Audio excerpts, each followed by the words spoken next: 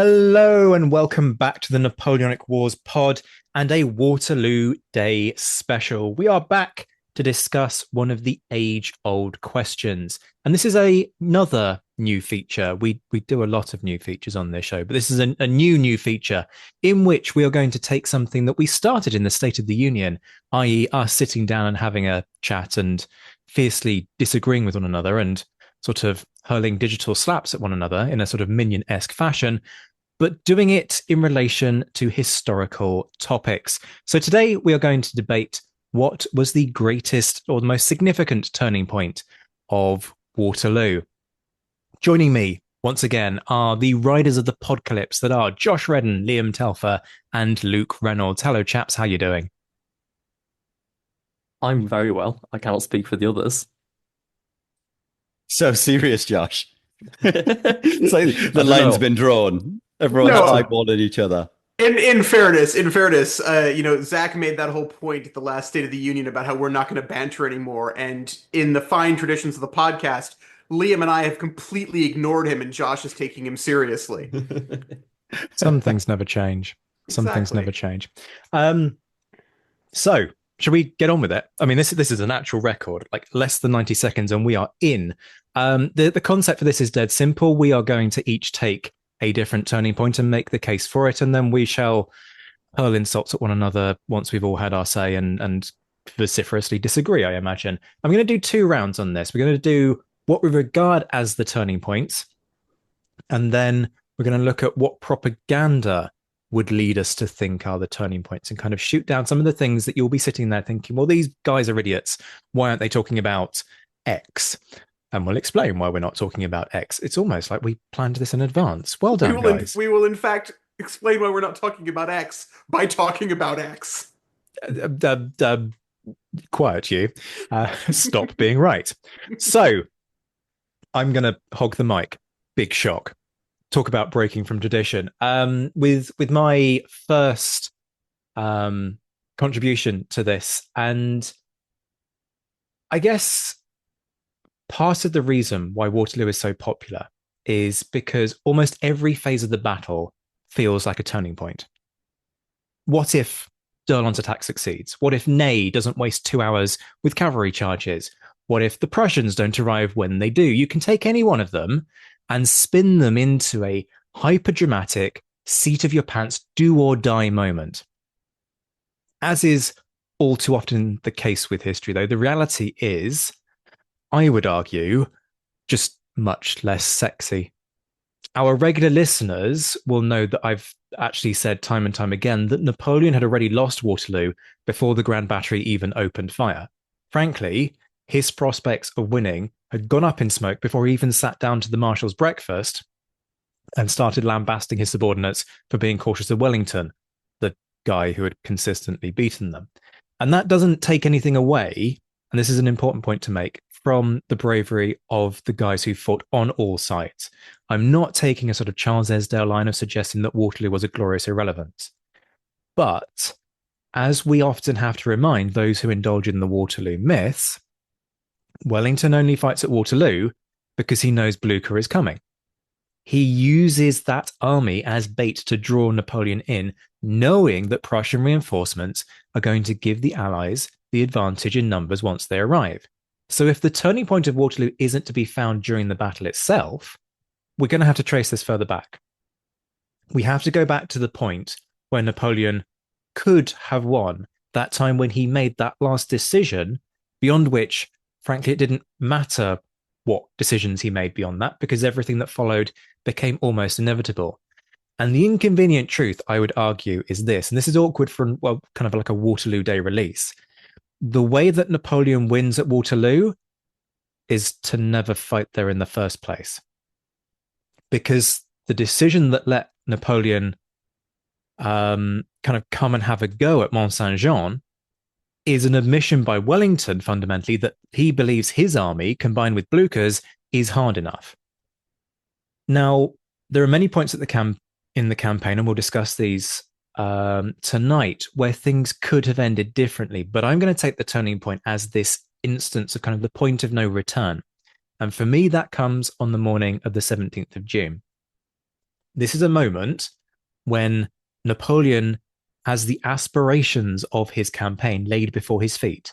The previous day, Blucher's Prussians have been bloodied, not routed, but they've taken a pasting.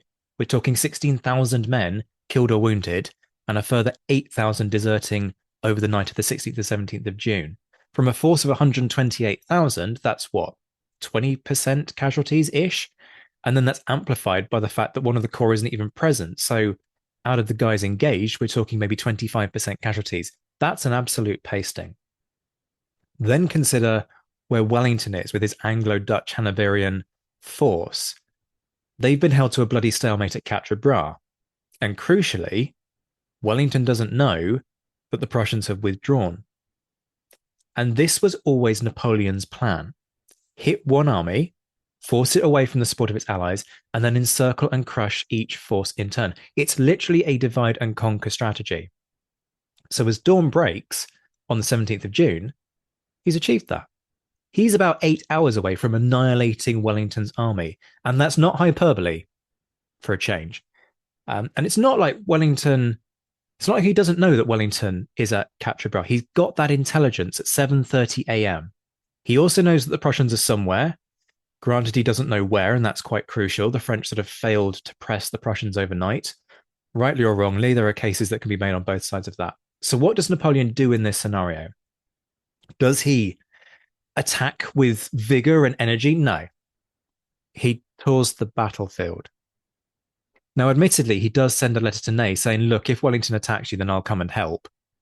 But that morning of the 17th of June is basically spent resupplying and resting, while Napoleon rides around pretending to care about the men who he once remarked could be replaced with one night in Paris. And there are two ways of looking at that. The generous view is that Napoleon is thinking long term, not knowing what the future holds. He's making sure his men have the energy and the materiel to move into the next phase of the campaign. And Andrew Fields has made a very eloquent and quite convincing case for that in his book, Grushi's Waterloo. But the counter argument, and my perspective, is that doing this wastes the momentum gained over the previous 48 hours. And that's a really crucial point for me. The campaign is only 48 hours old. Sure, the French are tired, but without wishing to sound crass, sort of cry me a river, people, because so are the Allies. Blucher's men have spent the night withdrawing. Wellington's men spent the night the 15th of June marching in the direction of Quatre Bras. Being tired is like a fact of war, and you don't need to be a soldier to understand that. You just have to stop and think about what these guys do.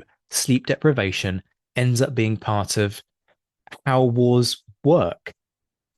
But you tire your men out with some intent. If you're going to commit to a battle, you're going to expend your troops' lives, and you have to be decisive. You have to exploit the openings that you gain off the back of those battles.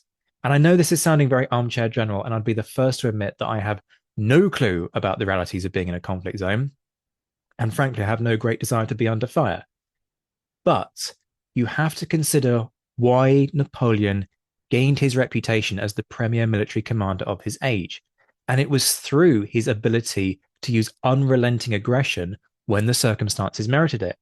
His willingness to commit to the decisive battle, to strike and pivot and strike again. That's how he becomes known as the Italian whirlwind. And in the first 48 hours of the campaign, he lives up to that reputation. But as that strategy starts to pay dividends, he loses his grip on both armies. If Napoleon had marched to Quatre Bras in the morning, he could have been there in force by lunchtime. That's about how long it would have taken. As it was, he didn't move until 2 p.m. So by the time he arrives, Wellington's moved his army north and left what's frankly a cavalry screen at Quatre Bras. And consider what an earlier arrival time means. And granted, Napoleon can't know this, but he knows Wellington is there and doesn't act on that intelligence. What he can't know is that if he gets there earlier, he's looking at an Allied army that is strung out on the road, trying to fend off perhaps 3 French corps, whilst trying to withdraw along those incredibly narrow roads. And it's not just the failure to pounce on Wellington that loses Napoleon the campaign, because it's not until 12:30 that he sends Grushi off to chase the Prussians. And when it comes to Grushi, the we need to rest argument really doesn't cut it with me, because Grushi's command at Ligny had been on the far eastern end of the battlefield. That's where the 2 reserve cavalry corps that he commanded had been deployed. They did virtually nothing all day on the 16th of June. They're not really involved. And the same is actually true for the 14th Division of Gerard's corps. So there are troops in that section of the field who were much fresher, who could have been used to press the Prussians much, much earlier. And the fact is that they weren't. And in the process, Napoleon lost the momentum that he'd gained with that incredibly impressive start to the campaign. And when you're the aggressor, when you are taking the fight to your enemy, when you are trying to call the shots in a campaign, loss of momentum is catastrophic. It squanders opportunities bought through your men's bravery and blood. It hands tactical openings to your opponents. And in this case, it cost Napoleon the war. Because of that wasted morning, Wellington slips through Napoleon's fingers. Because of that wasted morning, the Prussians are given even more breathing space to regroup and reach out to Wellington to plan the next phase of the campaign. Because of that wasted morning, Waterloo is allowed to happen. And once Wellington and Blucher commit to facilitating fight combined on the 18th of June, knowing that they have just enough breathing space, thanks to Napoleon's lack of action, the outcome of the campaign is a foregone conclusion. My mic is dropped, gentlemen. Okay, we need to pull back the curtain for a second before we start this. In our group chat earlier today, both Liam and Josh asked categorically, how long should pitches be? Zach said 5 minutes, bordering on 7. 11 minutes later, someone else gets to speak. No, I'm not having that. It's not been 11 minutes. It's been 10 and a half. 10 and a half. A sad shake of the head from Liam and a look of utter betrayal. Josh is just smirking all over his face because he knows that this leaves me powerless to cut him short at any point in the rest of this episode, which is entirely valid. And that's how you should be thinking about this, Luke. This is an opportunity for you to seize. I did wonder why you decided to go first, and then it became very quick. It became very clear very quickly. Mm-hmm. You've absolutely stiffed us by saying you've got 3 minutes to talk about your pitch and then go on for 3 times that. Anywho. So who wants to go next? Well, I don't know. We're going to tear you apart first. I would love to go next, please, and have the liberty of shutting Zach up. I agree with Zach, actually, that the turning point of Waterloo was before the Battle of Waterloo. But to my mind, the most consequential moment, in the Waterloo campaign is the fiasco with the First Corps of the French army on the 16th of June, which tried to fight in 2 battles and ended up fighting in neither. So very quickly, there's a few things I'd like to say just to set the scene. Firstly, it's crucial to note that in the Waterloo campaign, Napoleon was outnumbered in the aggregate. The French Armée du Nord had about 124,000 men, and the Anglo-Allied army had about 93,000, and Blucher's about 120,000 to bear. This meant that Napoleon couldn't win a slugfest, and instead he had to separate the 2 armies, hit them individually, and defeat them in detail. Napoleon knows this, Wellington knows this, and Blucher knows this. The question of the campaign is ultimately whether Napoleon can pull that plan off. And it's on that question that this campaign hinges. And it should also be noted, I think, that Napoleon is not just experienced in this kind of warfare, but it's his forte, and it's arguably his most characteristic style. The core system exists for the purpose of this flexibility, quick detachment, quick rejoining. But I think where other battles and campaigns showcase its strength, Marengo, for instance, Waterloo shows how badly it can go wrong due to other constraints. Not just in this instance, but in others, in the instance of the 16th of June, but also in others. So Grushi is arguably a more famous example of it perhaps going wrong. So by the 16th of June, the plan is in motion. Napoleon marches on the Prussians at Ligny, and Ney is engaged at Quatre Bras, about 12 kilometers to the west, hoping that the crossroads will keep the British from reinforcing the Prussians. So far, so good. There were about 60,000 Frenchmen at Ligny and 20,000 at Quatre Bras.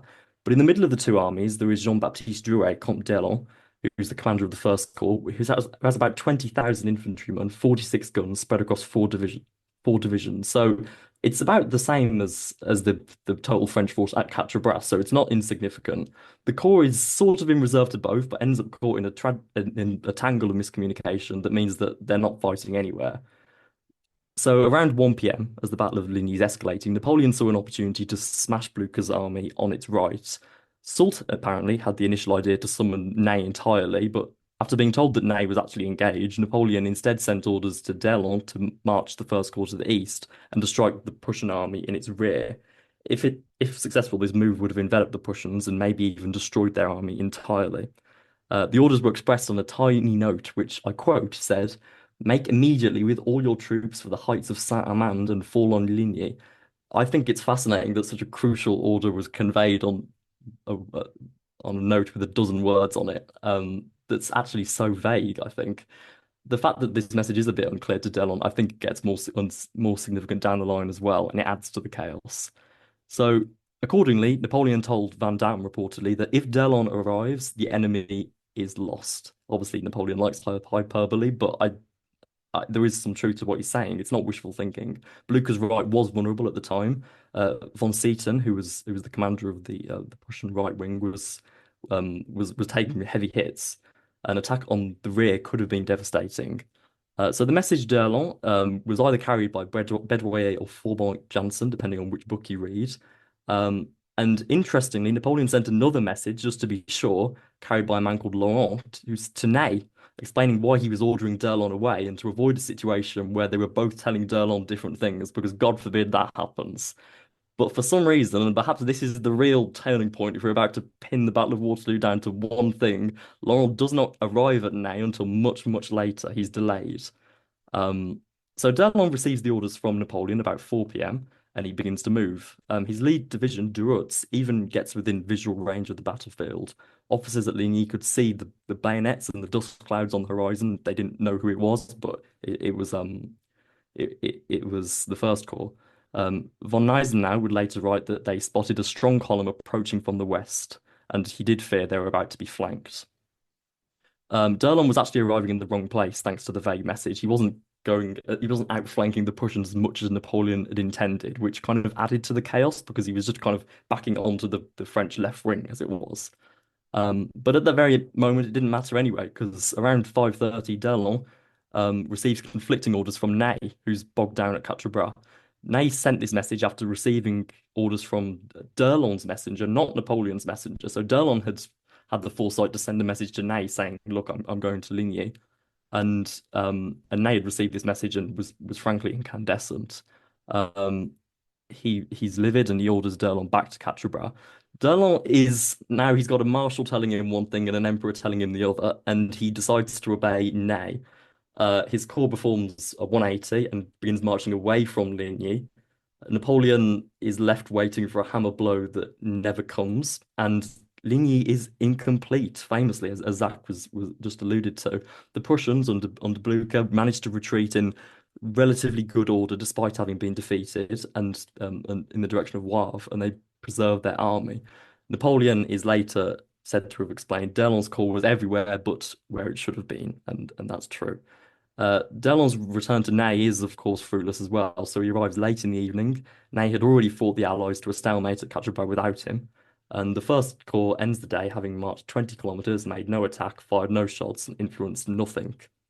An extra 20,000 men on either battlefield could have proved decisive ultimately, and if we talk about the failure to win a decisive victory of Ligny and to crush the Prussians rather than just kind of repel them, a more effective command to D'Erlon and an actual arrival might have delivered that. On the other hand, had D'Erlon hypothetically somehow ended up at Quatre Bras, it could have been even more it could have been a victory for the French there. So it's not a flashy turning point, and it's not one where there's a single person to blame, which is perhaps why it's less picked up on, because with all the others possible ones, I think there's always someone trying to take credit or not. But in this, there's a lot of blame to go around. But for me, this is the point at which the Waterloo campaign falls into the coalition's hands. Gosh, I like that. I'm a fan of that. I think I'm going to be a fan of all of these, in fairness. Thank you. Because these are are arguments that we've made many times, either between ourselves or we kind of dropped them into interviews along the way on this show. Liam, I'm coming to you next. Let's have yours.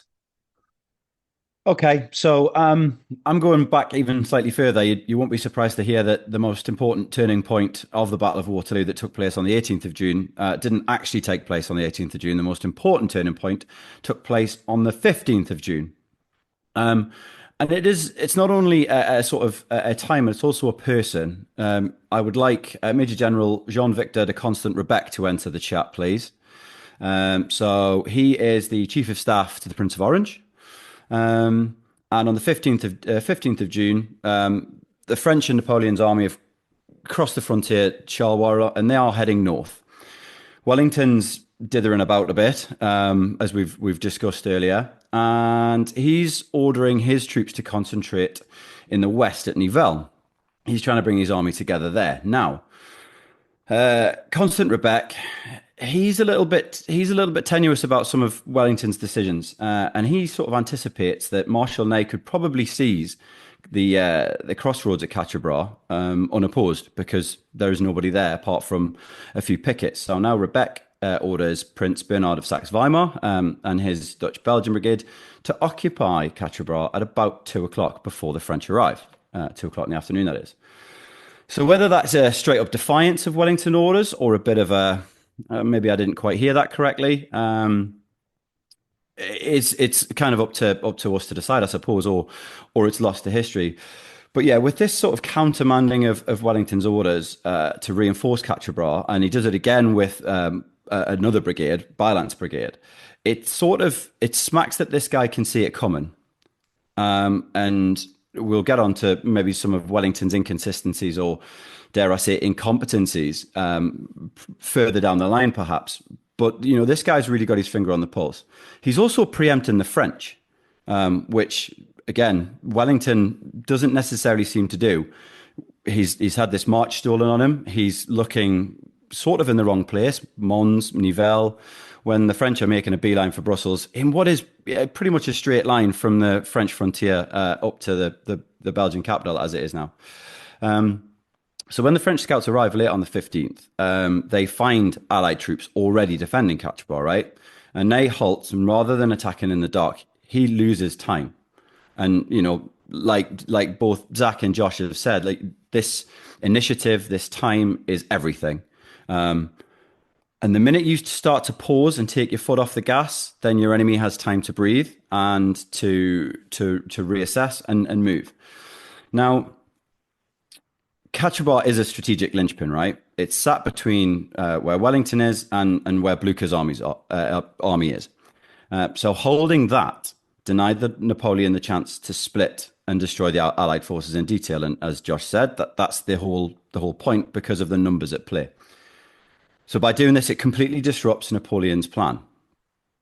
And it just ruins this whole divide and conquer strategy before a full day of fighting has happened. There's been some skirmishes. There's been the crossing of the bridge in Charleroi. So there's been some pretty intense combat. But, in the traditional sense of a pitched battle, this hasn't happened yet. But the campaign is already over. What it also does by seizing this initiative and holding Quatre Bras, it enables and continues to enable this Allied cooperation, because it allows the lines of communication to stay open between the Allies, and the delay allows Wellington to reassess and concentrate his forces in the right place.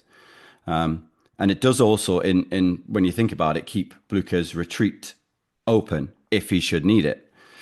I don't think you necessarily have to squint too hard to say that by holding the crossroads at Quatre Bras and by seizing that initiative on the 15th, it saves Blucher's army potentially. Because if Ney and Napoleon, or if Ney captures the crossroads and then turns east, turns right down that road, and flanks Blucher, what happens to the Prussians then? And I know we're getting into counterfactuals, and I don't want to necessarily go down that path.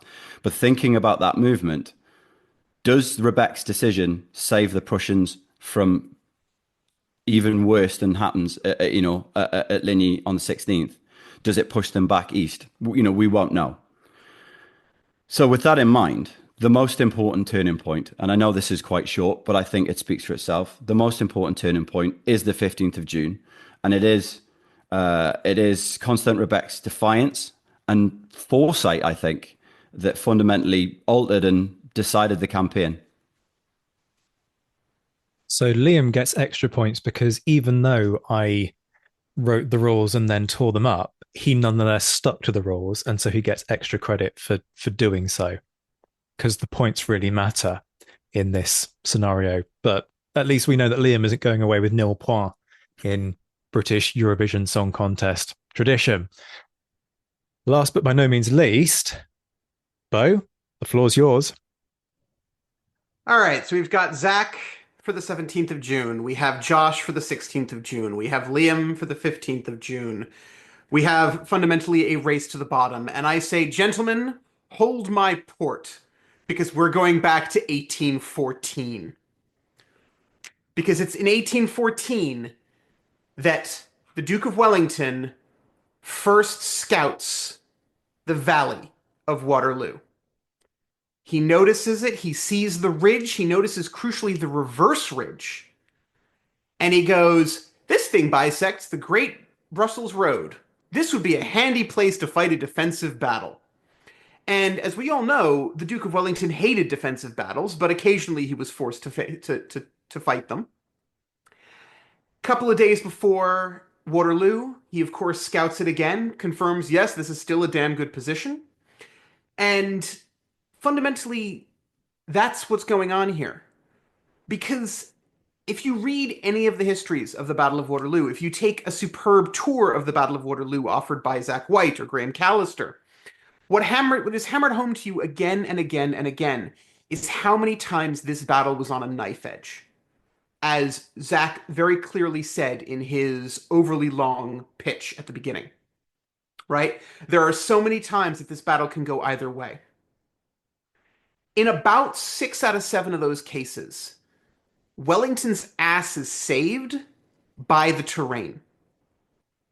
He's saved by the fact that his troops can not be seen because they're on the reverse ridge. He's saved by the fact that those troops are not coming under as much fire. And he's saved by a few other things. So, by finding that ridge, by identifying that ridge, and by thinking that far ahead, that's the moment where Waterloo is decided. And that, by the way, Zach, is how you give a 3-minute pitch. All right. He's really got the bit between his teeth in this one, hasn't he? Maybe that's because he knows he's got the weakest of the 4 arguments, so he's trying to go on the offensive. Okay, so who's going to come for whom first? I'm going to jump in here first, and I'm initially going to come for the honourable gentlemen, Luke and Josh, to start with. Luke, I definitely take your point. It is really important that Wellington is aware of this ground, and it's a real kind of part of the story, isn't it? It's almost a real part of the Waterloo story. It's the very first. It's the prologue, isn't it, to the battle itself? And I just think that it's not as important as some writers may. He knows about it, but he's covering a lot of ground in 1814. There is a lot of mapping going on. There's a lot of posturing across the frontier going on. So while I think it is important, I think it's maybe overplayed. I think that's where I'm going to go with that. And Josh, whilst I agree, I think the sort of past the parcel that is D'Erlon's core on the 16th is important. I think the greater issue on the 16th is probably Ney's procrastination early doors, with that not really sure what's in front of me. And then I don't think his attack at Quatre Bras unfolds to a point where the Allies are dare I say, in any real danger. I think that's maybe an exaggeration, because Wellington does reinforce very heavily at Quatre Bras, but obviously in the afternoon. But I don't think that had Ney had D'Erlon at the start of the day, it would have made a huge amount of difference, because his delays cost that and played into Wellington and the Prince of Orange's hands. But obviously feel free to come back at me with that. I really want to jump in, but I'm going to let the guys respond. Josh, you're practically leaning through the computer screen in order to respond to Liam. So go on. I take what you're saying, but I mean, had the first corps, I mean, I think this is a bit disingenuous to say this, had the first corps been at Quatre Bras, because I mean, corps don't teleport around, but you actually said even if the first corps had been there at the start of the day at Quatre Bras, and I'm not sure. I mean, the first corps would have doubled the size of Ney's army at Quatre Bras. That would have had a huge impact on the course of battle there. I mean, I don't know if we're talking the difference between stalemate and kind of victory and a complete victory and a rout, but I mean, given there's going to be another battle a few days afterwards, I mean, any difference that could have been made at Quatre Bras or at Ligny, for that matter, would have been enormous. Now, obviously, I think as I say, there's something a little bit there's something that doesn't hold up about what I'm saying, because it's like, well, if it was at Ligny or at Quatre Bras, it would have helped with either. But I mean, this was exactly the decision that D'Erlon was faced with. But even so, had the communication been better, and had Ney received an order directly from Napoleon rather than just from D'Erlon saying, right, I've got my skates on now. Might that have changed the outcome? I think it's very much the turning point to my mind. It's the point at which, um, after that, it's really an uphill battle for Napoleon to recover, with the two armies both having survived and sprawling backwards and able to regroup. I do agree with you. I don't mean to, certainly, I'm not trying to shoot you down, in a literal sense. I just wonder, actually, and I think it raises a really important question. If, and again, it's difficult not to get into counterfactuals with this, but if if D'Erlon is with Ney, does that make Ney bolder earlier on the 16th? I mean, we'll never know, but I think that's probably a really interesting question in itself. I think there's something behind that. I'll pass the mic to Zach, because he's got his hand raised very, very I'm actually cordially. being polite for once. It's a rare occurrence, so we'll make the most of it. Time and distance are Ney's enemies here. Part of the reason that he's, inverted commas, cautious as he presses north, and those early attacks are pretty successful. It's got to be said. Granted, there's not a lot in their way. You're talking about 20,000 men facing about 8,000 in the early phase of that battle. But they make their headway by about 3 o'clock. There's not much between the French and the crossroads. But he's constantly looking over his shoulder going, so I'm meant to have D'Erlon's corps. Where the hell are they? And he knows that they're meant to be further down the road. They're meant to be just behind the corps that's arrived already. And so none of these guys can move any faster than they actually do. There's no indication that any of the corps commanders were fundamentally sluggish. It's a bit like the Grushi thing. Everybody blames Grushi. Well, what the hell's he meant to do? Learn to fly? There's no way that these guys get to their destinations any faster. The French army marches very fast, very efficiently, does that bit of the job incredibly well. So I always regard sort of the timings as kind of fixed, because they can't maneuver any faster than they actually do. And it's the decision making that restricts things. Josh? I was just sorry, I didn't mean to interrupt you, but I just thought I'd pick up on the irony of you saying the timings are always fixed, and then you criticize Napoleon for not acting faster on the morning after Ligny. No, I know you're going to come back at me for that, so I'll give you the chance. But it's Napoleon who, by saying the timings are fixed, I mean, once a decision is made, the time that it takes to implement that decision is a fixed point. That's a known. It's going to take a messenger however long to ride to issue that order. It's going to take a certain amount of time for those orders to filter down. It's going to take time for the men to deploy. The issue is the point at which you make that decision and send that order, and that's where Napoleon screws it up. But I feel we're giving Luke a slightly easy ride here. Only Liam's gone for Luke so far. Josh, I'll let you riposte on Luke's argument. Yeah, I'm happy to. I very much agree with Luke. Like, this is it's textbook Wellington. This wasn't the only battlefield that he identified, and Wellington liked wandering around like countryside, and he was constantly prospecting and looking at terrain that he would have liked to fight a battle on. Even in England, I think, if you read his some things that he wrote. So the fact that he had scouted the Waterloo field in advance, I think it's something that people can get excited about, but it doesn't make the Waterloo field any special. And sure, I mean, it was advantageous to the British, but I mean, there were certain things that were advantageous to the British about that field that he didn't plan, like the weather, for instance. I mean, had Waterloo been a dry day, would it have been such an advantageous battlefield for Wellington? I don't think it would have been. So let me just get this straight. My argument is weak because Wellington likes to scout battlefields wherever he is. But Zach's argument is strong because Napoleon likes to strike fast and doesn't in this particular case. You cannot have this both ways. Either people behave like the generals they are, and therefore they are the generals they are, or they betrayed their own legacies by doing that. Now, as for Liam, yes, I do take your point. There's a huge amount of space going on here. However, when it comes down to it, when the chips are down, he still orders the concentration back to Waterloo. He still sees that ground as, yes, this is what I can hold. And of course, it's not just about the ridge, it's also about the three fundamental fortresses that he gets in Hougoumont, Le Haisson, Papelotte, right?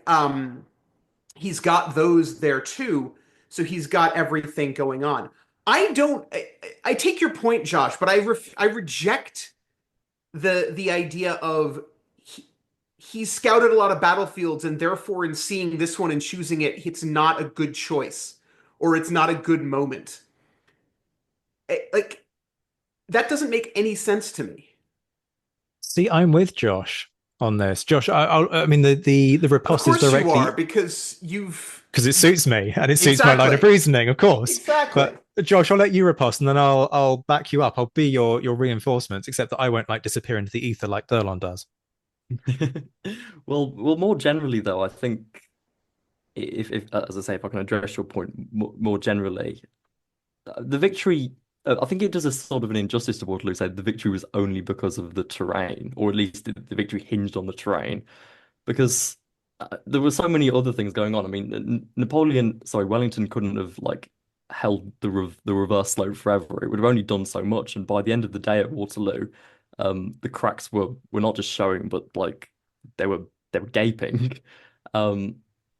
And if I could just like bring this back to my own argument, well, had Wellington been any weaker on the 18th of June, or had the Prussians been beaten more decisively at Ligny, thereby preventing a kind of some sort of reinforcement on the 18th, there would have been like the fact that Napoleon was making like fantastic progress on the 18th would have been decisive, irrespective of the ridge or of the three kind of important outposts on the battlefield. But you're actually making my point for me, Josh. So first of all, no, I am not saying that Waterloo as a victory is just a matter of ground. Wellington, we've all agreed, and we will all always agree, that Wellington only fights because he knows that Blücher is coming for him, right? It's an Allied victory. And he knows that that ridge, that location gives him the best opportunity to hold until the Prussians can get there. And as you say very rightly, the cracks are showing by the end. He can't hold the reverse ridge forever. But in a worse tactical position, in a worse battlefield position, he would not have held long enough for the Prussians to get there. Yeah, he doesn't hold that. He doesn't take that position at all without the full knowledge, or at least the full belief that the Prussians are coming. Right? He keeps going up the road if they've gone. So I totally agree with that point. So firstly, let me just pick up on what Liam said there. That kind of leads us to lean into the idea that by the time Wellington and Blücher agree to the strategy on the 18th of June, which they do in the early hours of the 18th of June, that's the point at which it's all over. And thus we're looking for the point at which Napoleon could have actually made a difference to this campaign, which reinforces my argument that the 17th of June is the most virtuous argument in this scenario. But I do think there is an important kernel within what Josh is saying here, which is that because Wellington's surveying many battles, there is, like, I know you're rolling your eyes, Luca, and you're fully entitled to do so, but it's possible to overhype the significance of that situation. And there is this school of thought of, oh, look, Wellington's such a genius that he's planned out this entire battle before it even happens. He's planned out this campaign. He hasn't. And I know that's not the point you're making, but it is very easy to lean towards that. And somebody in the chat, as our patrons attend this recording, is going, Wellington is overhyped. Nods around the room fundamentally. I think it is possible. So is Napoleon. Well, yes. That's an argument that we've had in another podcast. There is a potential to overplay this. Wellington isn't the only person who sees this location as a good defensive position. Marlborough has commented far earlier that, particularly with an eye on Hougoumont, that this place has potential. It's not as though that's the point at which everything hinges, because if Wellington doesn't get the opportunity to fight at Mont-Saint-Jean Ridge, this whole conversation ends up being completely irrelevant. It's the fact that Napoleon enables Wellington to make the decision to stand at fight at Mont-Saint-Jean that ends up being more crucial. Luke, you shake your head. I shake my head. I take your point, although I will say that basically what you're saying is that, this is decided not in 1814, but in 1750. Well played. Well played. Thank you. But I think to a certain extent, we are falling into that same trap of Napoleon lets his enemies beat him. And I don't buy that. I'm sorry. He's good. Yes, he's very good. He's not as good as he was in, say, 1804, but he is good. I'll give him that. But he is not the be-all and end-all. He is not the great avatar that can only come down through hubris, right? This is about two generals who know what their troops are capable of. Whether they trust them or not is a different matter. Whether they value their lives or not is a different matter. Fundamentally, out-generaling him. We're talking about turning points here, and you've identified it in 1814 when Wellington prospected the battlefield. So are you saying that if Wellington hadn't seen the battlefield, if he went a different way and he hadn't seen Mont-Saint-Jean in 1814, the outcome at Waterloo would have been radically different? That depends on what he does find. That depends on what he does find. That depends on how things go. Look, in all honesty, if you want my true answer to this, if you want my true answer to where the campaign of Waterloo was sorted, Napoleon knows that when he comes back, the minute he lands in Caen, right, he's pretty clear that he's going to have enough French support to get to Paris. He's got that arranged. I don't think any of us are going to argue on that point, right? He believes in his own ego enough to get there.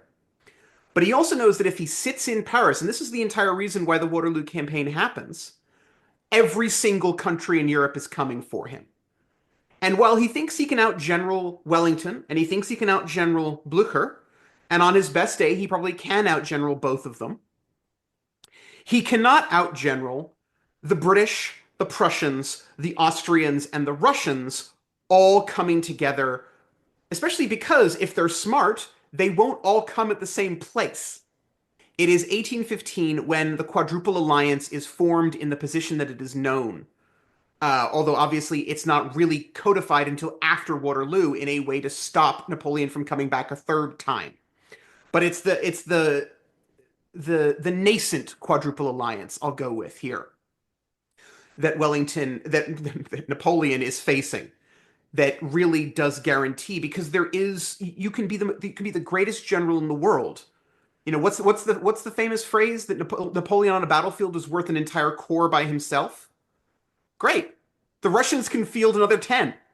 Yeah, and if he's worth that much of a corps, then why does he need D'Erlon? Just throw that out there. I do want to actually, there is one thing here I want to jump on, and that is I want to say that I wholeheartedly agree with Josh that his point is not brought up because there's no one to easily blame.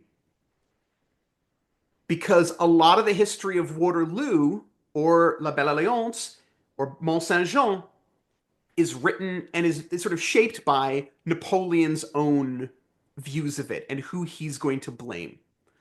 Right? That's why Grushi gets so much flack thrown at him. And I think Josh is right that the D'Erlon move going back and forth like a ping pong ball doesn't get the attention it possibly deserves because Napoleon doesn't blame them for as much as he does others. I think that's a really nice point. So here's my read of all of these. I think Liam identifies the point at which the French could have most easily won this campaign and could have had it over before it had even started. And absolutely no question, it's one of the pivotal turning points. You keep hold of Quatre Bras, keep it in Allied hands, it enables options. And yes, we can't work out what the future holds. Perfectly possible if there's a communication breakdown that Blucher gets pounced on, maybe loses at least one corps, possibly two, over the course of the 16th of June. I think Josh raises the last point at which we can be confident that the French had an easy opportunity to really turn the campaign in their favor through this fact that it doesn't matter where D'Erlon fights, as long as he fights, it changes the nature of what happens at either battle. So where does that leave my argument? I maintain that it's the last point at which Napoleon's got an option to actually change the nature of what's going on. But I'm quite conscious that I haven't yet given you guys a chance to come at me. So I'm going to give you guys a chance to come at me just in the interest of fairness. Well, you were more proactive than Napoleon because you actually started defending your point before you'd even finished your pitch. But I do think there is something in what you say about this idea of fatigue for the French, and not just fatigue, also taking a moment to pause. Like, with hindsight, I think it's easy to undervalue the importance of a general taking the time to reflect on a battle, taking the time to kind of to regroup, to allow his men to rest. I know you're saying in like eventually these things turn out to be to be crucial, but at that moment for Napoleon, fatigue was real. Two major engagements in one day. French troops were exhausted. The rain had turned roads to mud as well. I mean, the delay served a practical purpose, which to my mind, it's at least functional, I guess. And I mean, commanders often take a day to consolidate after a major engagement. I know the Prussians and the British didn't have the liberty of doing that, but Napoleon was pausing and reflecting in the way he had so often done in his career, and which probably benefited him. I mean, just for clarity of the mind of the most important man to fight the battle. I mean, you've already defended yourself against this point, but I'm kind of reiterating it because I'm not entirely, I'm not entirely convinced that we can just expect the French to wake up on the 17th and immediately start like flying forth. So the first thing I'd say on that is that battles that span multiple days are not unusual during this period. Leipzig springs to mind. You could actually take a lot of battles from this period and they span multiple days, and resupply is not easy. And there is a point about ammunition. I do not know how many rounds were in the pouches of each of the different divisions during this period. But to speak to a bigger point, surely it's the mark of the best generals to know when to pause and when to maintain the momentum. And Napoleon is the best general of his age. He just is. That's not something that has ever been substantially contested. Yeah, sure, people go, oh, but what about Wellington? What about Wellington? Quite frankly, he is not a Napoleon. Napoleon doesn't get to get away with having started this campaign and then balls it up by just having a bit of a rest and putting his feet. And I'm obviously being facetious, but he doesn't get to balls it up by not maintaining the momentum. The troops are there. We're talking about D'Erlon. D'Erlon has gone from Quatre Bras to Ligny back to Quatre Bras. Why not maintain the pressure on Wellington? Because he knows that Wellington is there. So he doesn't even actually need to move that many troops. D'Erlon hasn't been engaged, not properly, like a little bit of D'Erlon's corps ends up being engaged at Ligny, but nothing substantial. So he's got the troops to hand. He's just got to issue the orders. He's just got to say go. And he wastes that opportunity. And if you do that, if you keep applying the pressure through D'Erlon at Quatre Bras, you keep Wellington pinned. It's so much harder to break off an engagement when you've got an entire corps bearing down on your flank. And if he keeps Wellington pinned, then he can move men, get them resupplied, get them a little bit rested, get them marching at a more moderate pace. Or he can do what he's always done, which is use the corps system to fight like a spider, to hell with being fatigued, march the men through the night if you need to, because that's what he did at Austerlitz, and snare Wellington and crush him, because that's the only way he wins this war. And the whole reason he's in Belgium in the first place is because he's got to win the war. He's got to take these armies off the board. Yeah, I want to sort of come back at you a little bit, Zach, but I think it's mostly an agreement actually. You're right in what you say about the 17th. It's the pause that is that last opportunity. After that, it's gone. The horse is bolted right down the road at this point. And I wonder how much of that is, you say that, Napoleon's the greatest general of his age, and I don't necessarily disagree with that, but when does that age end? Because by the 17th of June, he's almost overextended himself. And I know we've spoken on other episodes before about Napoleon's own hype. At which point, what is he doing here on the 17th? This isn't the Napoleon from 1809. This is a different guy. This isn't the same person. He isn't seeing the battle space, not necessarily just the battlefield, but the battle space in the same way. And I would also sort of maybe just throw one more name into the mix. And again, it's counterfactual, so I know it's not necessarily helpful, but Berthier. So there's no one behind Napoleon at this point where he needs that help. He needs that bit more of a, come on, boss, like, let's keep this momentum, let's keep moving. He's got these devoted followers, from the rank of private soldier up to marshal, who would throw down their lives for him in a heartbeat. But has he got someone to say, let's keep moving? Like, you know what I mean? And I think that loss of momentum is maybe stems from a little bit of himself believing his own hype. He's done something with the Prussians. He doesn't really know what he's done to the Prussians at this point because he's lost contact with them. Let's be honest. And he hasn't got that strong chief of staff doing a strong chief of staff thing. I do like the Berthier point. I like the Berthier point a lot because we've said this a lot, haven't we? That part of the French communication problems, part of the reason that there are so many blunders and so many failures of internal intelligence within the French army are because there isn't Berthier having that mental map of where everybody is. So yes, I do take that point. But the other point that we always make about Berthier is that Berthier is the guy who interprets Napoleon's vision. And on the morning of the 17th of June, that vision is lacking. Now, that then feeds back into your point about at what point does Napoleon's age end, which is, we'll save that for another debate, I think, because actually, that's I would love to have that debate. That sounds, can we make a note of that? Because that would be a fantastic version of one of these. Sorry, Sounds Zach, like I'll a let you plan. continue, but I have a couple of points as well. I'm just going to, you were shaking your head so emphatically and disgustedly during my last commentary that I'll let you come in at this point. No, it's actually I actually agree with you quite fundamentally on most of what you're saying. I do. I agree with Liam as well, right? This is not the Napoleon of 1809. But the fact that he decides to tour a battlefield and pretend to care isn't very much in line with the Napoleon of 1814, 1815. I'm not arguing with you on that one. What I'm shaking my head at is when you say that if he sees his advantage on the 17th of June, this war is won. Nah.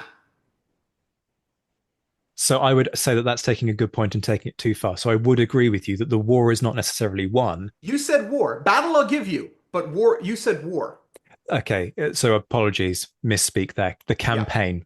The campaign I will give you. Absolutely no argument. Waterloo, yes. He had the opportunity to win the Waterloo Campaign or whatever the hell it would have been called at that point.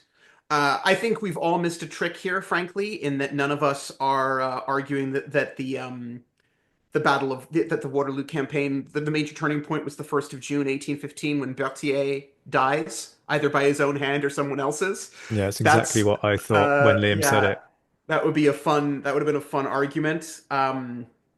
Look, we're all coming at this. I think I fair play on to Josh and to Zach and to Liam to a certain extent in sticking to their guns, but I think each of us have in the process of this identified another thing we could argue.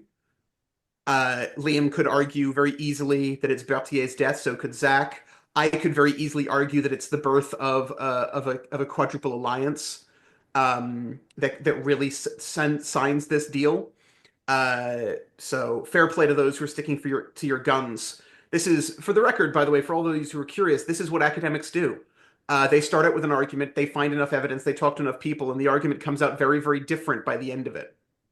And what I'm enjoying is that off the back of this conversation, apparently we're all wrong. The Napoleonic era is completely irrelevant, and Waterloo is decided, as you say, with the birth of the Duke of Marlborough. So, how about that for a conclusion?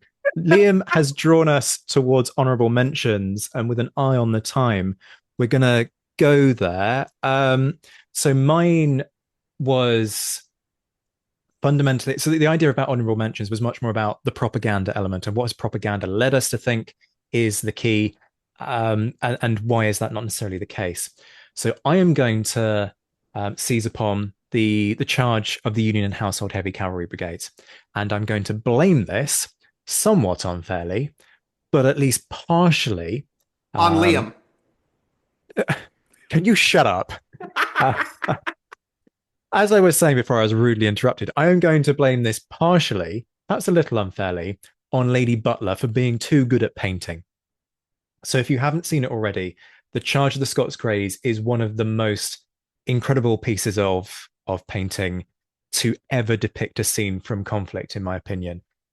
You stand in front of that piece and a myriad of emotions leap out. It's not just a scene of glory. It's got fear and elation and pain and confusion and determination, and it's even got death in there. And there are points that you could kind of turn around and go, well, look, the depiction is historically fanciful. Well, yes, of course, you can pick holes in it. That's not the point of this. What I want to focus on is what it's depicting. It depicts the charge of the Scots Greys from the Union Brigade. And this is the moment in which D'Erlon's corps is sent reeling backwards. Graham Callister has made the point that this was genuinely a desperate moment for Wellington's army, and I'd agree emphatically with that. The French very, very nearly break through. Now, the charge of the Union Brigade doesn't just arrest that momentum, it shatters two of D'Erlon's divisions. That is, beyond doubt, a key moment in the battle. But it's not a turning point, it's a redressing of the balance. And the crucial thing that often gets missed here is that with more time, the French are able to reform. D'Erlon's troops reform, they actually go again. They would have gone again much sooner in the afternoon if it hadn't been for the arrival of the Prussians kind of scuppering a French plan to use reinforcements to launch another attack in exactly the same place. I think the crucial thing is, in terms of why this isn't a turning point as well, is what happens once the Union Brigade strikes home. And it's something we've dealt on before on this show, the way that the British cavalry act like this kind of fire and forget weapon. They get filled with elation and bloodlust, and they charge too far, too fast, and they don't regroup. And in this instance, they ride themselves to their own destruction. They charge to the French gun line. They get cut off by French cuirassiers and lancers. Had they pulled up, I'm going to throw this out there. Had they pulled up, that might have been one of the greatest cavalry charges in military history, period. Never mind the Waterloo Campaign. And it might then have tipped the battle, because Wellington would have been able to use them again. So he would have shattered a French corps for very little loss. I mean, yes, okay, British infantry heavily shaken, but let's set that aside.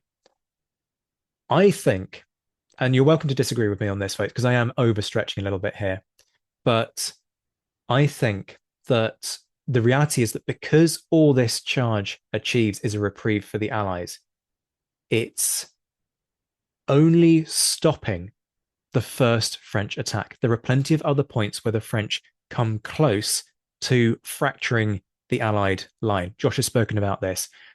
We've talked about it in other instances. So in the grand scheme of things, actually, it's not the be all and end all, not in the way that it plays out. But what it does stand out as is a masterpiece because of Lady Butler's painting. Because you stand there, and if you write about this battle, you don't escape that painting. You include it in your book. And it changes the way that you think about the battle because you instantly use that image. You wrap your narrative around it. You weave the story of Waterloo around this painting. We don't do that for Sahagun, for Talavera, for Salamanca. Lady Butler's painting helps us to turn that phase of the battle from a comma in the story of the day into an exclamation mark.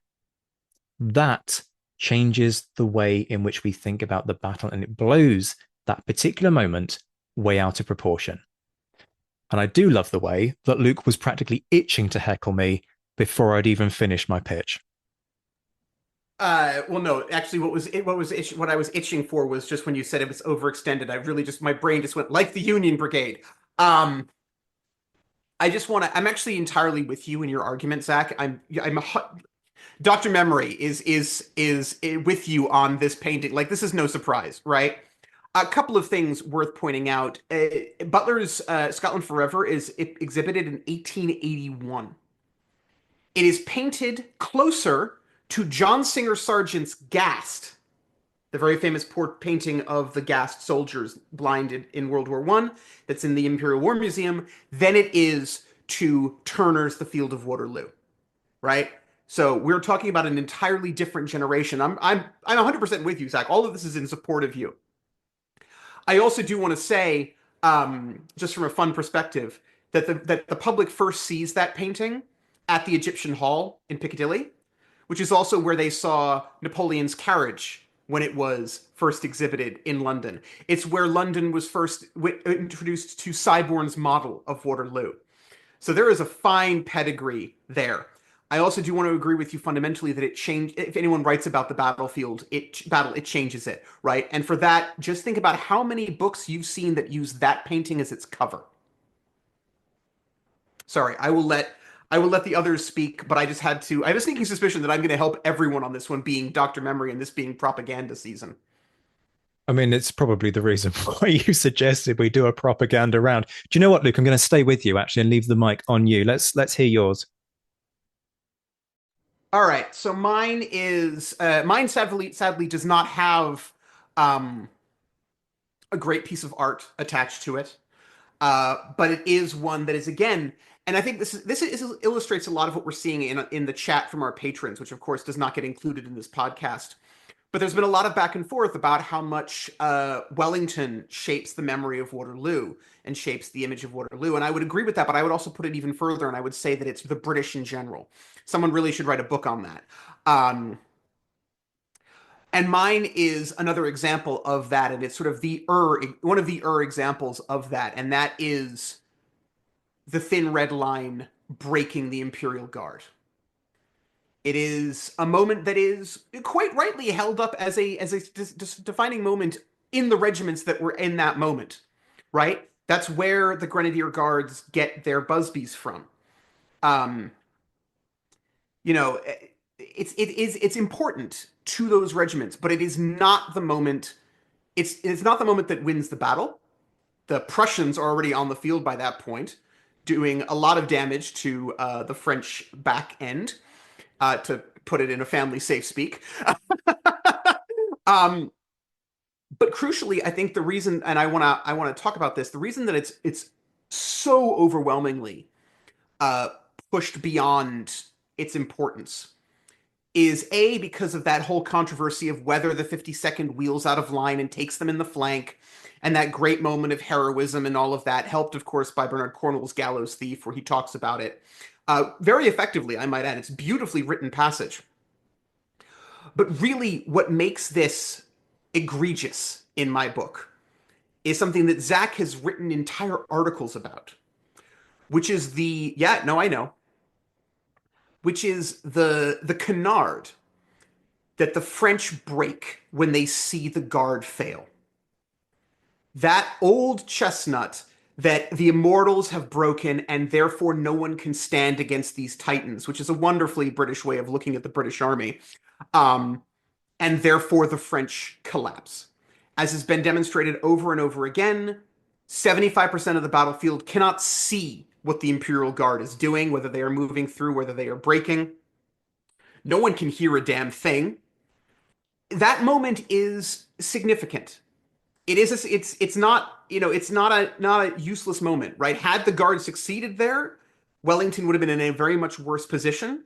He might have been blasted to the sides, and Napoleon could have escaped northwards in a weird way, or moved into a better position and had to turn to face the Prussians and all of that.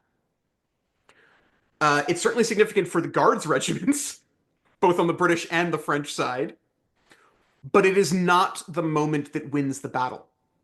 It is not the sort of example of the British thin red line breaking the French beyond all measure.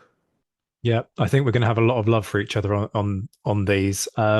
Two very quick points. Firstly, couldn't applaud you more in terms of it's not the British thin red line, because actually you've got Dutch militia even being thrown in to send back one of the waves. So how about that? But of course, we don't talk about that because British construction of Waterloo. Apparently, somebody wrote a book called Who Owned Waterloo, which covers things like this. We might recommend it to listeners one day.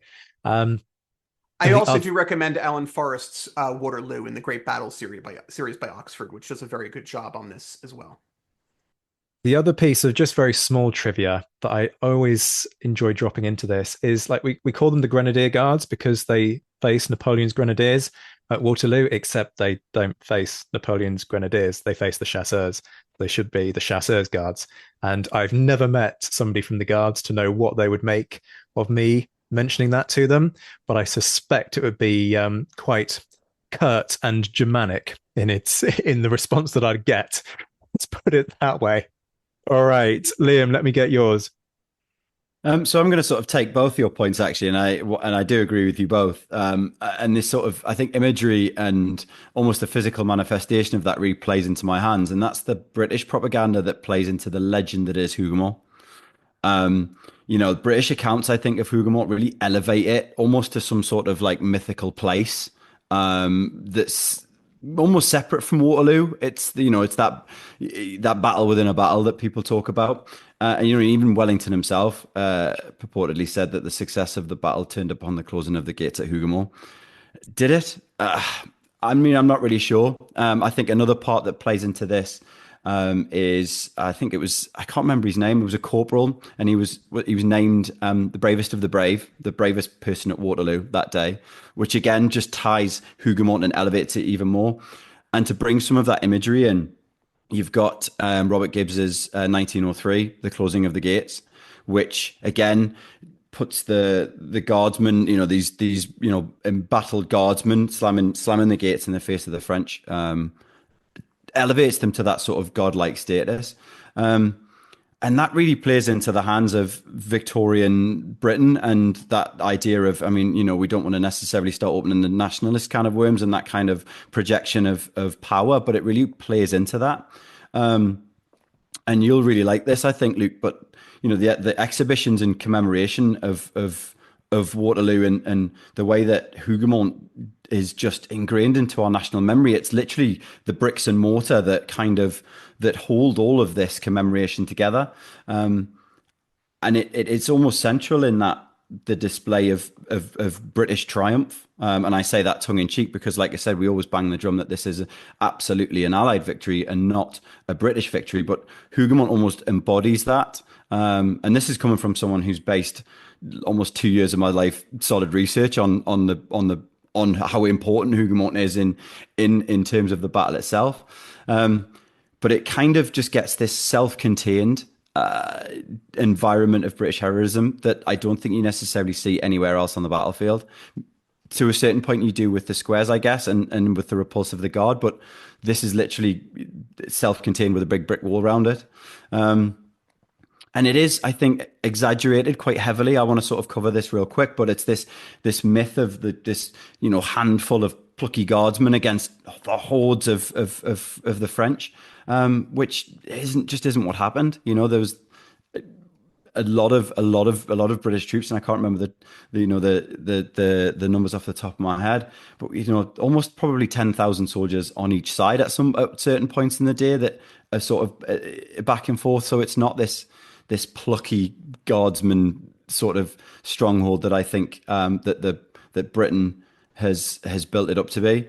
I'll mention Victor Hugo very quickly. The way that he talks about Hougoumont, that I think he obviously was either high or something else was going on at the time. It's mythical, completely mythical. And whilst I think that Hougoumont important because it is Hougoumont. It is important because it had strategic value to Wellington and to Napoleon. That's why it's important. Again, I'm not going to say that it was some sort of sideshow of unimportance, but it has been put on this pedestal that I don't necessarily think it deserves to be, in terms of that British propaganda and the way then it shapes Waterloo's historical memory, particularly for the British.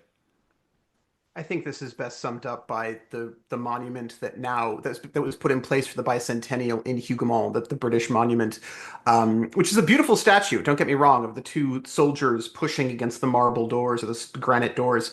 But the engraving on the bottom sums this up so perfectly. I don't know if any of you caught this, but what it actually reads is the British Army 1815 closing the gates on war. Part of this is because Hougoumont is the place where you can do performative tourism. It's a part that hasn't changed. It's a building that is still there. And therefore people anchor tours of the battlefield around it, and therefore it gets inflated and all of that. And I think that drives a little bit of this. But why, therefore, don't we talk about, and I know the answer to this, why don't we therefore talk about La Haye-Saint more? Why don't we talk about Papelotte more? And the answer to that will be, well, the Brits weren't there. So, but in relation to that kind of performative tourism, why hasn't there been more success? Or do you think there has been more success, in the sense that it just depends on your nationality, and actually that if you're German and you go out to Waterloo, perhaps you're more likely to either focus on Planche Noire, or you're going to be drawn to La Haye-Saint, which is very accessible, albeit you can't walk around the interior. Is there the evidence to suggest that that's the case? Not to the same level, but then Germans don't go to the battlefield to the same level that the Brits do. And then by the 1860s, the nationality most represented there are the Americans, and they're going to read the English language books, which means they're automatically going to lean to the British side. Yeah, I think it's partially that the British weren't at La Haye-Saint. They're not at some of the others. They lose. Hougoumont stands, right? To borrow from a thousand overly dramatic Gallifrey stands. Hougoumont stands in a way that some of the others don't. I will also say that Hougoumont, as a tourist attraction, is much more accessible. Josh, you've been sitting there very quietly and patiently. Let us now allow you to occupy the floor. I think I have the easiest bit of Waterloo myth to debunk, and maybe the one that brings me the most pleasure as well. Everyone else has been talking about British myths, so I'm going to be more jingoistic, more Anglophilic, and talk about a French one. It's a myth, unlike all the others, which was single-handedly constructed by one person, sitting in St. Helena, with one very straightforward goal, and that's exonerating himself. I'm of course talking about the idea that Grushi ought to have marched to the sound of the guns and reinforced Napoleon at Waterloo, or even he could have done that, like Blucher did Wellington. That if only he had moved with more initiative, he might have arrived on the battlefield and arrived in time to save Napoleon from defeat. The real story is a lot more complicated. I think there is something to be said about kind of decision making in Napoleon's art of war, and this kind of trade-off of autonomy versus following orders, but that's not what's at stake here. It's just Napoleon trying to shift blame. So after Ligny, as we've mentioned, he sent Grushi with 33,000 men, which is about a third of the army, to pursue the retreating Prussians.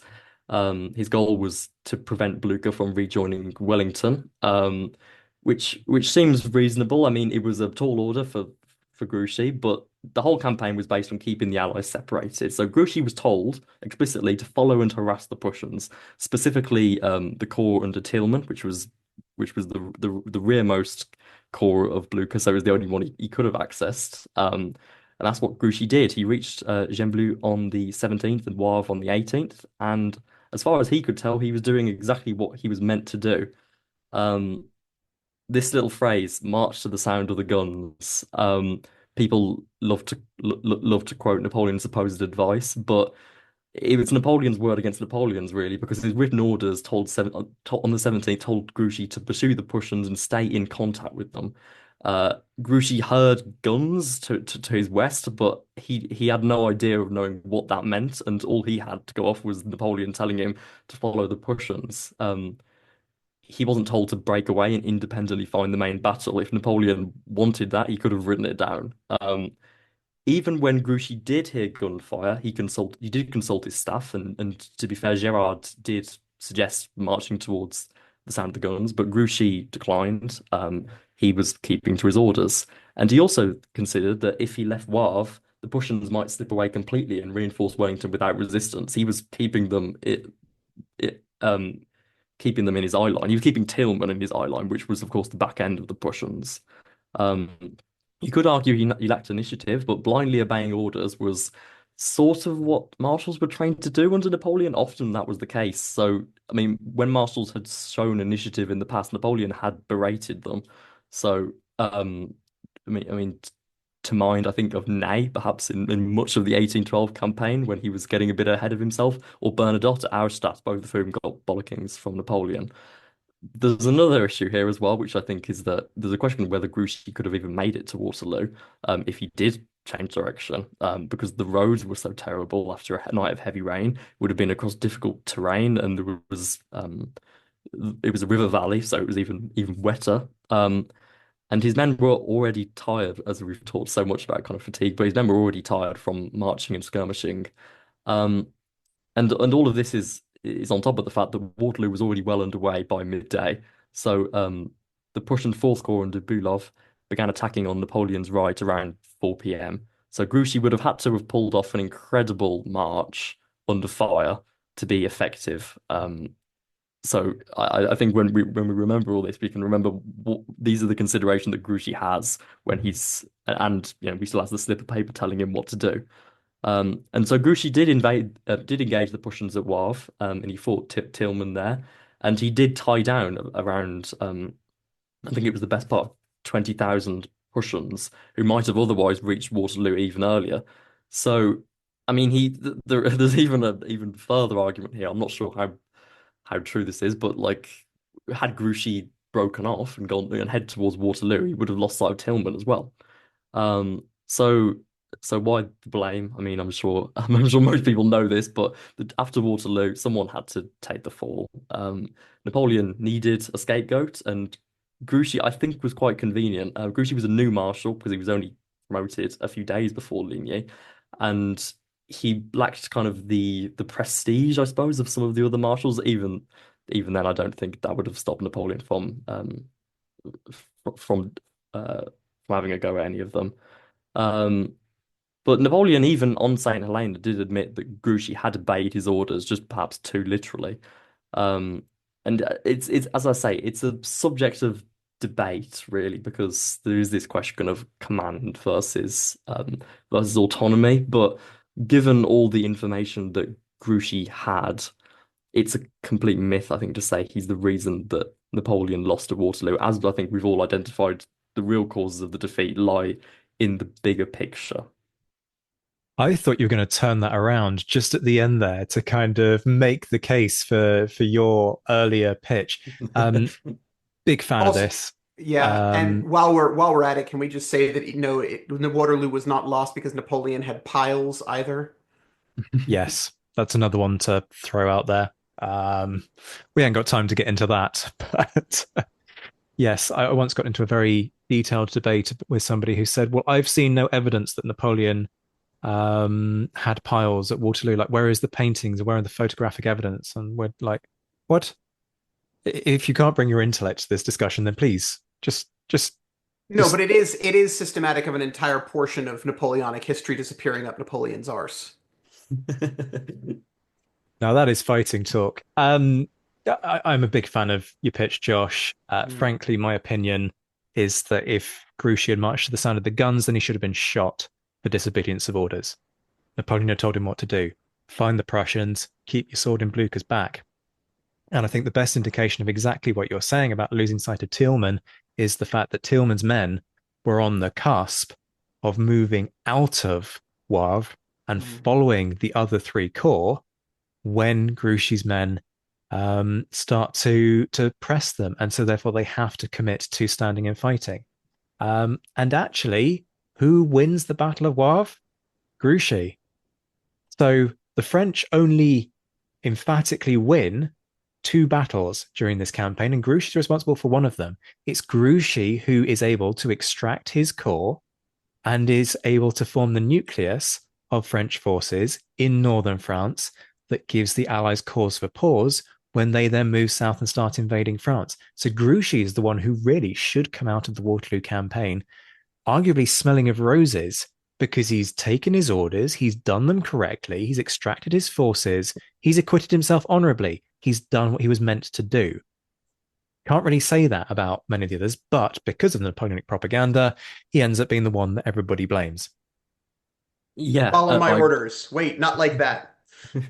Exactly, and I agree absolutely. And I just wanted to add that I think there's this line of thinking which kind of tries to make Grouchy out as an idiot, which just isn't true.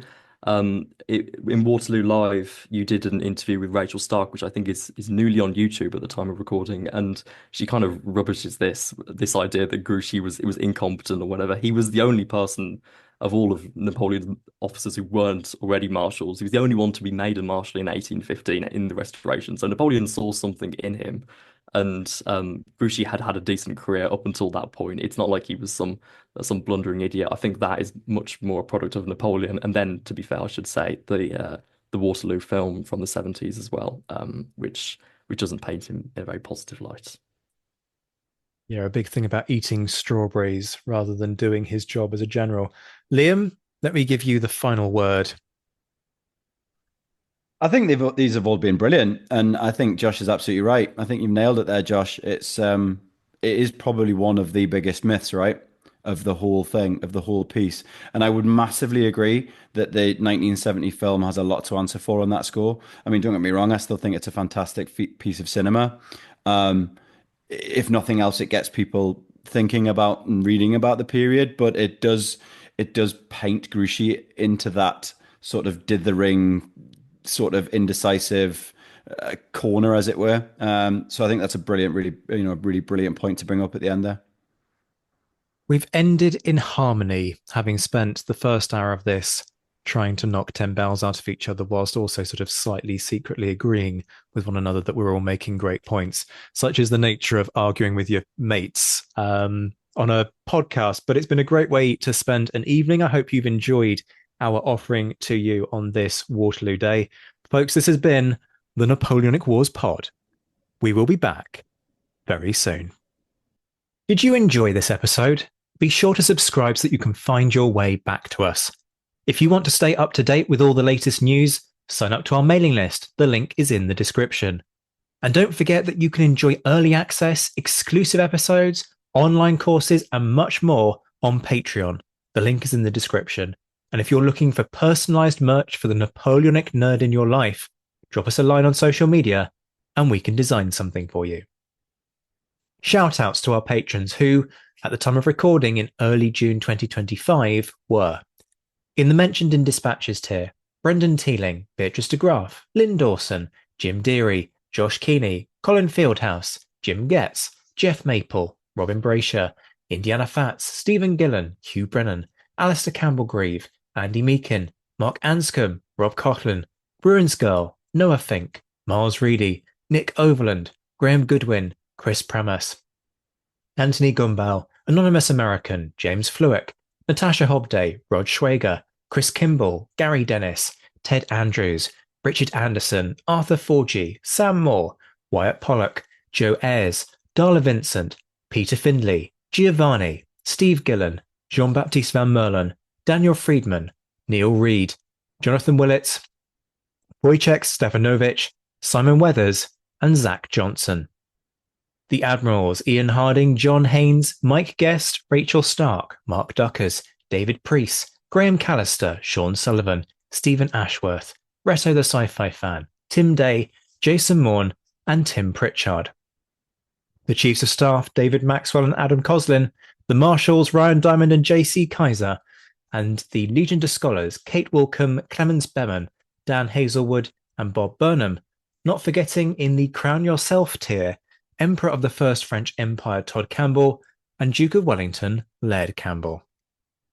We'll be back very soon, but until then, this has been the Napoleonic Wars Pod. On behalf of myself, Liam, Luke, and Josh, take care of yourselves, folks, stay well, and as always, thank you for listening.